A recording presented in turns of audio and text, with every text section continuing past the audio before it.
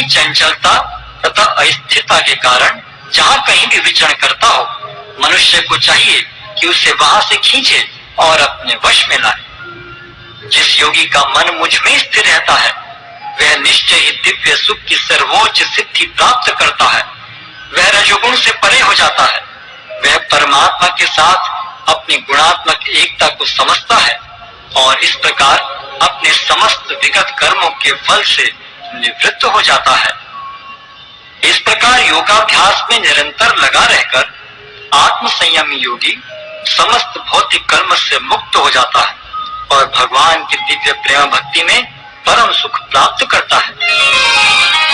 वास्तविक योगी समस्त जीवों में मुझको और मुझ में समस्त जीवों को देखता है। निसंदेह स्वरूप सिद्ध व्यक्ति मुझ परमेश्वर को सर्वत्र देखता है। जो मुझे सर्वत्र देखता है और सब कुछ मुझ में देखता है, उसके लिए न तो मैं कभी अदृश्य होता हूँ और न वह मेरे लिए दृश्य होता है। जो योगी मुझे तथा परमात्मा को अभिन्न जानते हुए परमात्मा की भक्ति पूर्वक सेवा करता है, वह हर प्रकार से मुझ में सदैव स्थित रहता है।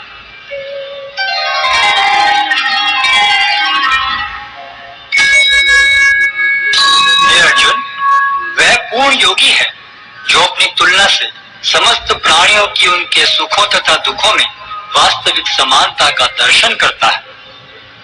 अर्जुन ने कहा, हे मधुसूदन, आपने जिस योग पद्धति का संक्षेप में वर्णन किया है, वह मेरे लिए अव्यवहारिक तथा असहनीय है, क्योंकि मन चंचल तथा अस्थिर है।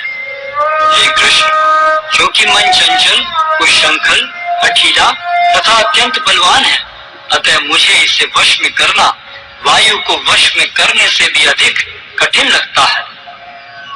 भगवान श्री कृष्ण ने कहा, हे महाबाहु कुंती पुत्र, निसंदेह चंचल मन को वश में करना अत्यंत कठिन है, किंतु उपयुक्त अभ्यास द्वारा तथा विरक्ति द्वारा ऐसा संभव है।